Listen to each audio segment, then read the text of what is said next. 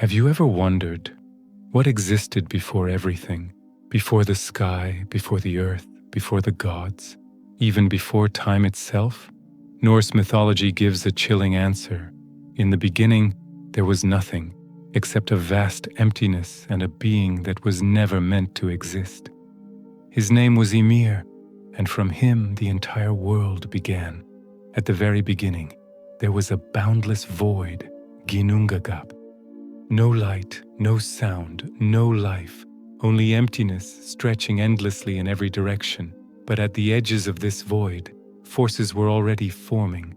On one side lay Niflheim, the realm of ice and mist, a cold so deep it froze everything into stillness. On the other side burned Muspelheim, a world of fire so intense that reality itself seemed to melt within it. And one day these two forces began to meet. Ice started to melt under the heat. Drops of water fell into the void, and something impossible happened. From those drops, the first living being emerged, Ymir. Ymir was not a god. He was something older, something primal.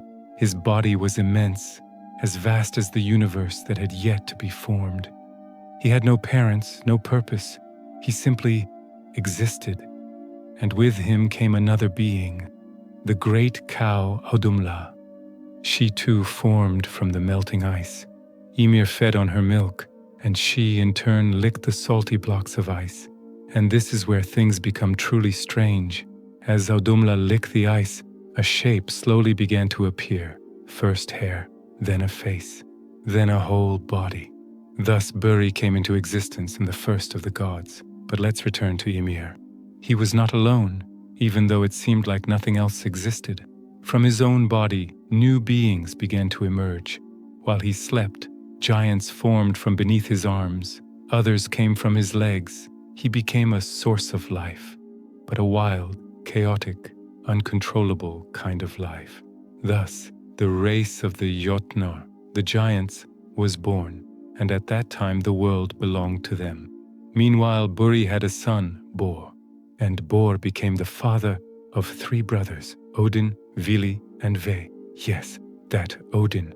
But it's important to understand, at that time they were not yet the great gods we know. They were just beginning to exist in a world already influenced by Ymir and his kind. And that world was unstable. There was no order, no boundaries, only chaos, growing like an endless tide. And then the brothers made a decision that would change everything. They chose to confront Ymir. Imagine it. Three beings standing against a primordial giant older than time itself. And yet they did not hesitate. The clash was immense. Not just a battle, but a collision of forces from which a new world would take shape. And in the end, Ymir was overcome and fell. But his end was not the end. It was the beginning. When Ymir fell, vast streams spread across the world, filling everything around them. They were so immense that nearly the entire world was covered. Many of the giants disappeared within this great flood. Only a few remained, and then Odin and his brothers did something even more extraordinary. They did not simply overcome Ymir. They used his very essence to shape the world. His flesh became the earth. His bones became the mountains. His teeth and fragments of bone became stones. His blood became the seas and rivers. His skull became the sky. And his mind became the clouds we still see drifting above us. Think about that. The entire world is formed from the transformed body of an ancient giant. We live in a world that was once him, but the story does not end there.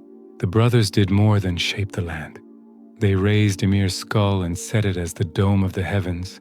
To hold it in place, they set 4 dwarves at the corners of the world, Nordri, Sudri, Austri, and Vestri, and so the directions were formed. Then they took sparks from Muspelheim and cast them into the sky, and that is how the stars came to be, and the sun, and the moon. Still something was missing. The world was empty, so Odin and his brothers created humans, not from Ymir's body but from trees. The first man and woman, Ask and Embla.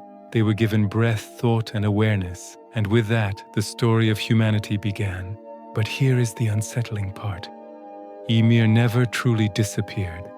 His body became the world, but his essence remained within it, in every stone, every mountain, every ocean. And the giants, his descendants, did not vanish either. They withdrew to the edge of the world, to Jotunheim, and there they wait. Norse myths tell us that at the end of time, during Ragnarok, the giants will return. And when they do, everything shaped from Ymir's essence will begin to unravel. The world will slowly return to what it once was: chaos. There is something deeply unsettling about this myth.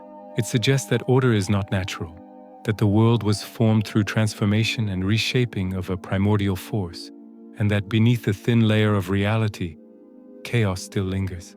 And perhaps the strangest thought of all is that we never truly left that ancient origin. We simply live in a world that grew from it, and we have no idea what will happen if that balance is ever broken. So the next time you look at the mountains, or the clouds, or the endless ocean, think about it. Maybe it's not just nature. Maybe it's the remains of an ancient giant from whom everything began.